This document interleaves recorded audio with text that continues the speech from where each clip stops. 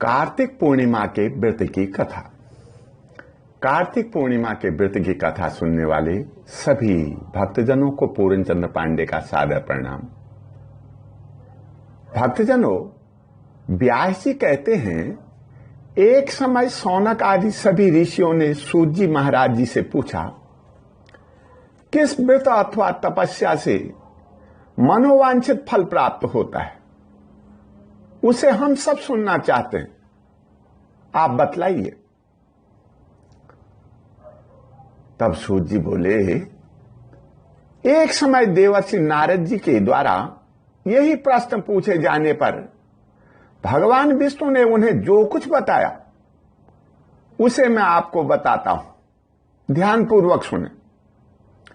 एक समय देवर्षि नारद जी लोगों के कल्याण की कामना से विविध लोगों में घूमते हुए मृत्युलोक में आ पहुंचे। यहां उन्होंने अपने कर्मफल के अनुसार नाना योनियों में उत्पन्न सभी प्राणियों को और मनुष्यों को अनेक प्रकार के दुख भोगते हुए देखा। इन सब प्राणियों के दुखों का नाश कैसे हो सकता है, यह विचार करके वे विष्णु लोक गए। वहां चार भुजाओं वाले और शंख, चक्र, गदा, पद्म तथा बनमाला से विभूषित भगवान नारायण का दर्शन कर उन देवाधिदेव की वह स्तुति करने लगे। नारद जी बोले, हे वाणी और मन से परे विश्व स्वरूप, हे भगवान, भक्तों की पीड़ा दूर करने वाले, हे परमेश्वर, मैं आपको नमस्कार करता हूं। और भी कई स्तुति भगवान की नारद जी ने की।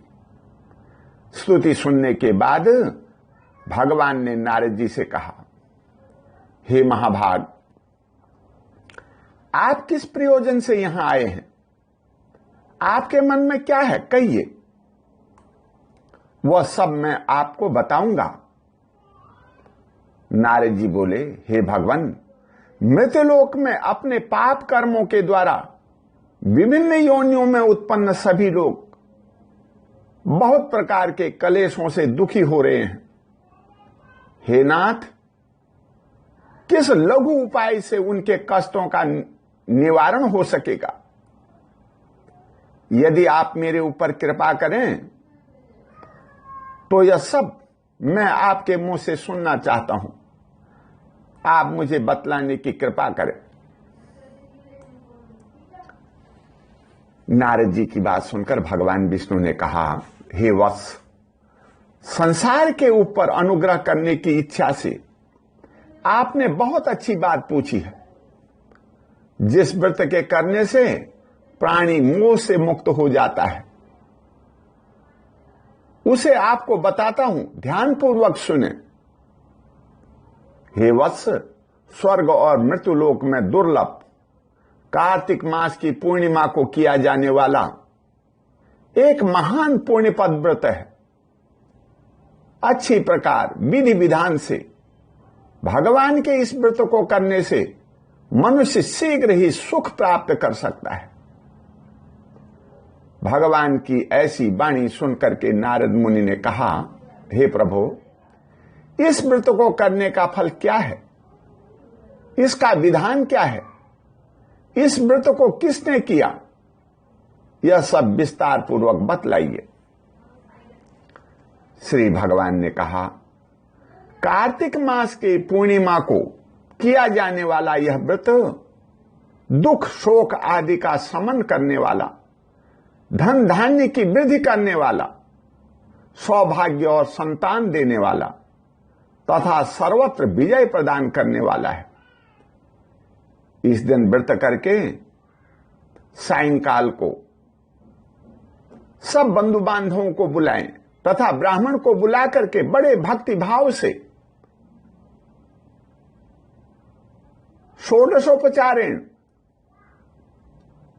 मनुष्य विष्णु भगवान की पूजा करे,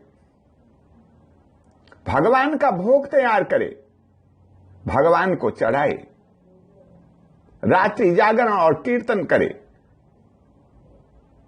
फिर प्रसाद बना करके विष्णु भगवान को भोग लगाकर बंधु बांधवों के साथ कथा श्रवण कर आरती करें,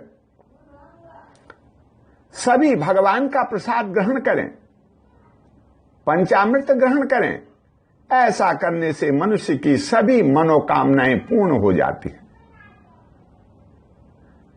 श्री भगवान के मुंह से यह बात सुनकर नारद जी से सभी ऋषि मुनियों तथा मृत्युलोक के सभी लोगों को यह बात बतलाई।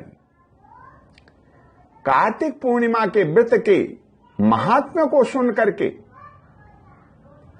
एक गरीब ब्राह्मण ने इस दिन व्रत का अनुष्ठान करके बंधु बांधवों सहित भगवान विष्णु का पूजन किया तथा कथा श्रवण की।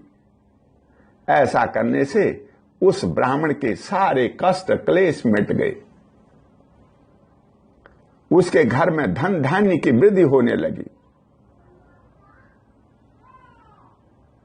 सब दरिद्रता मिट गई। ब्राह्मण को संपन्न देख करके एक लकड़ी बेचने वाले ब्राह्मण से पूछा, आप तो मेरी तरह से बहुत गरीब थे, किस व्रत के प्रभाव से आप संपन्न हुए हैं, मुझे भी बतलाने की कृपा करें। मैं भी अत्यंत दुखी हूं। रात दिन मेहनत करने उपरांत भी मेरी दीनता गरीबी दूर नहीं हो रही है। घर में स्त्री बच्चे बूढ़े बुजुर्ग कोई न कोई बीमार होता रहता है और रोग शोक के कारण दुखों में पड़ जाता है। लकड़ी बेचने वाले की बात सुनकर के ब्राह्मण ने कहा, कार्तिक मास के पूर्णिमा को किए जाने वाला व्रत के प्रभाव से मैं आज सुखी और संपन्न हूं। आप भी अपना कल्याण चाहते हैं तो इस व्रत को करें। ब्राह्मण की बात सुनकर लकड़ी बेचने वाले ने बड़ी श्रद्धा और भक्ति के साथ कार्तिक पूर्णिमा का व्रत किया। व्रत के प्रभाव से लकड़ी बेचने वाले के सभी दुख दूर हो गए। धीरे धीरे वह लकड़ी के कारोबार से प्रतिदिन वृद्धि को प्राप्त हुआ। एक दिन लकड़ी का थोक विक्रेता बन गया। चारों ओर उसकी ख्याति और वह धर्मात्मा बन गए। उसके स्त्री पुत्र परिवार वाले सब रोग मुक्त हो गए। हिमांचल नाम के एक देश में एक महान प्रतापी राजा रामभज राज्य करते थे। अकारण ही किसी शत्रु देश के राजा ने उनके राज्य में आक्रमण कर दिया। राजा का धन वैभव सब छीन लिया। सिपाहियों को बंदी बना करके अपने पक्ष में कर लिया। राजा परिवार सहित प्राण बचा करके जंगल की ओर भागने लगा। तभी ब्राह्मण ने उसको देखा और पहचान करके अपने घर में आश्रय दे दिया। राजा के पूछने पर ब्राह्मण ने बताया कि कार्तिक मास आने वाला है, आप कार्तिक मास के पूर्णिमा का व्रत करें। इस व्रत के प्रभाव से आप पुनः अपना खोया हुआ राज्य और धन प्राप्त कर सकते हैं।